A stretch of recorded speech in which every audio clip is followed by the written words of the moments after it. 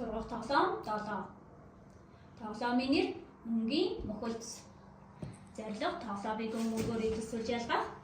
1-3 хүртэл цээжээр тоолох.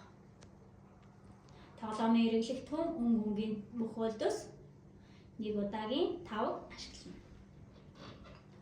Ямар мөнгөний мөхөлцнүүд байна вэ? Хамтдаа нэрлэцгээе. Ногоон, улаан,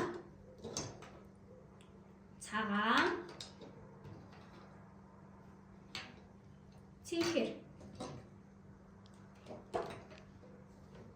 Одоо хамтдаа мөнгөний мөхөлцсөө ижил өвгийн тавг нь ангилж ялгаж хийгээрэй.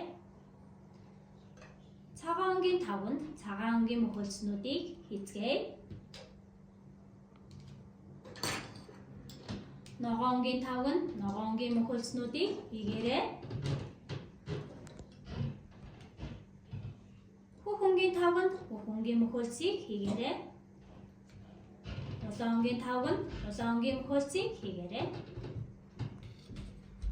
Үзмийн агаан өнгийн тавганд үзмийн агаан өнгийн мөхөлцийг хийгээрэй. Хамгийн олон мөхөлдөс ямар өнгийн мөхөлц байна вэ? Заагаарай. Хамгийн цөөн өнгийн мөхөлдөс ямар өнгийн мөхөлц байна вэ? Заагаарай. Цагаан өнгийн мөхөлдөс хэд байна вэ? Хамтдаа тооцгоё. 1, 2, 3. Ногоон өнгийн мөхөлдөс хэд байна вэ? Хамтдаа тоолоорой. 1, 2. Хүүхдээ хөгжүүлэхийн тулд хамтран ажиллаж байгаа танд баярлалаа.